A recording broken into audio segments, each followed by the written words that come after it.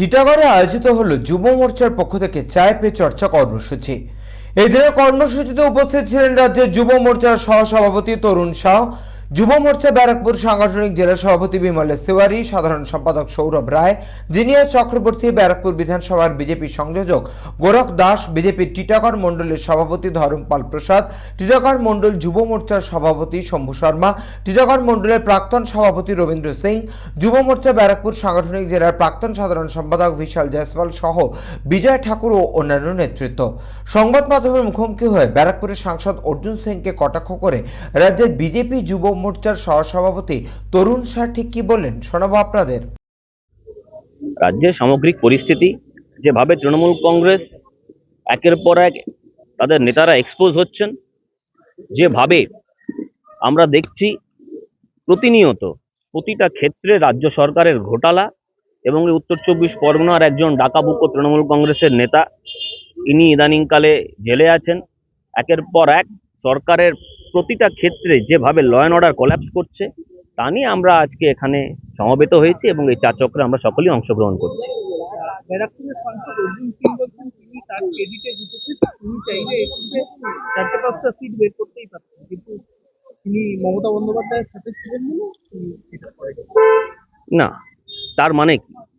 তার মানে এখন তৃণমূল কংগ্রেসের যারা এখানে রয়েছেন, মূলত নৈহাটির যিনি বিধায়ক, ওনাকে এখন চিন্তন মন্থন করতে হবে যে ওনাকে 21-এর নির্বাচনে তৃণমূল কংগ্রেসের সিম্বল জিতিয়েছে, মমতা ব্যানার্জির চেহারা জিতিয়েছে, না অর্জুন সিং জিতিয়েছে।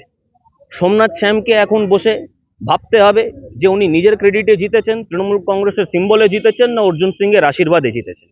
তাছাড়া যেখানে আমরা দাঁড়িয়ে রয়েছি, এখানে মনীশ শুক্লর বাবা চন্দ্রমণি শুক্ল, ওনাকে তার মানে অর্জুন সিং নিজে দায়িত্ব নিয়ে হারিয়েছেন এবং মনীশ শুক্লর সঙ্গে উনি বিশ্বাসঘাত করেছেন। তাছাড়া ওনার নিজের আত্মীয় নোয়াপাড়া বিধানসভায় যিনি ভোটে দাঁড়িয়েছিলেন, তাকে উনি তার মানে দায়িত্ব নিয়ে হারিয়েছেন। 2019-এ যে ফাল্গুনী পাত্র, যার নেতৃত্বে ভারতীয় জনতা পার্টির প্রতিটি কার্যকর্তা, যারা আপনার এই ক্যামেরার ফ্রেমে যাদের আপনি দেখতে পাচ্ছেন, যারা লড়াই লড়েছিলেন, তার সঙ্গে উনি বিশ্বাসঘাত করেছিলেন এবং নৈহাটিতে তাদেরকে উনি হারিয়েছেন। এই বিষয় নিয়ে অর্জুন সিং যে কথাগুলো বলছেন, আগামী দিনে মনে হয় আরও নিম্ন স্তরের মন্তব্য উনি করবেন, কারণ পায়ের নিচে থেকে মাটি সরে গেছে। এবং অর্জুন সিংকে আমি মনে করিয়ে দিতে চাই, সেই পৌরসভা নির্বাচনের সময় যে বক্তব্য উনি রেখেছিলেন যে ভারতীয় জনতা পার্টির কার্যকর্তারাই আমার পরিবার, কারণ ভোটের দিন ওনার ওয়ার্ডের যিনি প্রার্থী ছিলেন উনি তৃণমূল কংগ্রেসে যোগ দেন, ওনার বাড়ির একজন সদস্য, ওনার আত্মীয়, উনি নোয়াপাড়াতে নিজের নমিনেশনটা উইথড্র করেন এবং ভোট থেকে সরে দাঁড়ান। তারপরে এটাও তার মানে উপস্থাপিত যে শুধু বিধানসভা নয়, প্রতিটা ক্ষেত্রে উনি তার মানে বিশ্বাসঘাত করেছেন।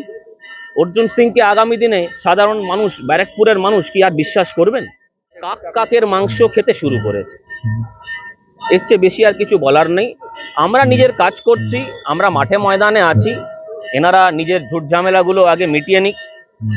এতদিন পর্যন্ত তো বড় বড় ডায়লগ মারতেন, কথা বলতেন, এবং অর্জুন সিং উনি প্রতিনিয়ত নিজেকে এখন মমতা ব্যানার্জির দূত হিসেবেই পরিচয় দিচ্ছেন।